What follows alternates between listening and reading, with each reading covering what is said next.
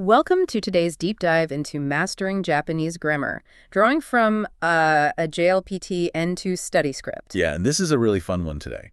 It is, because, when you first learn Japanese, basic grammar feels, well, a bit like holding a steering wheel. You completely decide where the sentence goes. Right, you're in total control. Exactly. You state your subject, pick a verb, and just drive straight to your point. But then as you get into this JLPT N2 material, you hit these phrases where you just completely lose traction. You really do.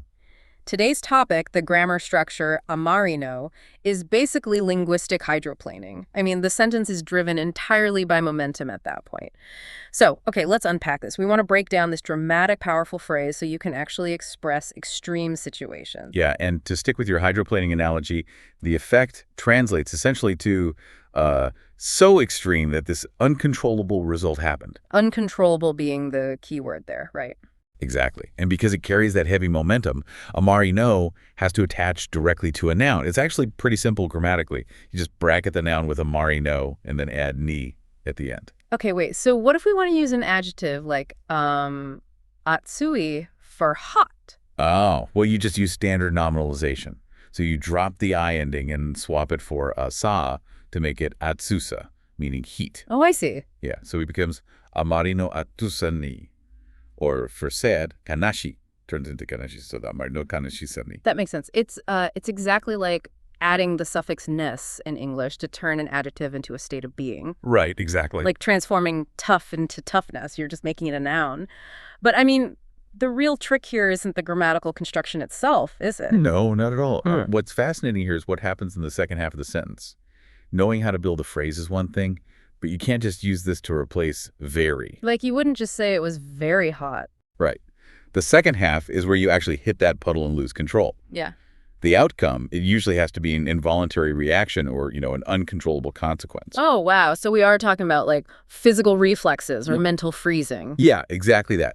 The source material gives some great examples, like the summer heat being so intense it causes a total loss of appetite. Right. Or that one about the dad being completely overwhelmed by a digital camera class. He just freezes up. Yes. Or watching a movie where the sadness is just so overwhelming, you literally can't stop the tears. And you can use pure nouns, too, like being so shocked that the words simply won't come out. It's just total surrender. But let me push back on that for a second. Sure, go ahead. So what does this all mean for deliberate actions? Could you say, like, it was so hot that I decided to turn on the AC? I mean, that's a direct result of the extreme heat, right? It is, but that still requires calculated intention. You made a conscious choice to walk over to the thermostat. Ah, so that breaks the rule. Right. Amarino is reserved strictly for those surrendered results where your choice is completely removed. Though there is kind of a fun workaround if you want to use it for that situation. Oh. What's the trick? You could say you accidentally left the AC blasting all day. That implies the sheer heat bypassed your normal frugal self-control. Yeah. Like the heat made you act involuntarily. I love that. It's a subtle distinction, but mastering it really shifts how you sound in Japanese. It completely upgrades your fluency. Yeah, because it takes you out of the realm of just reciting objective facts and puts you right into the messy reality of human emotion. You're letting the language and the experience just wash over you. Exactly. It proves you understand the cultural weight of the phrase, too.